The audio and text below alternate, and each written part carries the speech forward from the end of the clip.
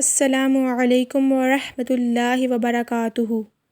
اعوذ باللہ من الشیطان الرجیم،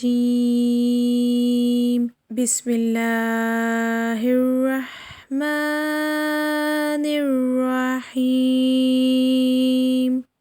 اللہم اغسلنی فیہ من الذنوب وطہرنی فیہ من العیوب وامتحن قلبی فیہ بتقوی القلوب یا مقیل عثرۃ المذنبین۔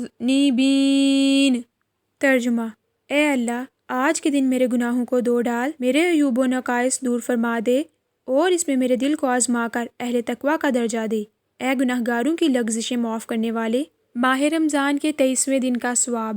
حضرت محمد صلی اللہ علیہ وآلہ وسلم نے فرمایا، 23ویں دن انبیاء اور صدیقین اور شہداء کے ساتھ پل صراط سے گزر جاؤ گے۔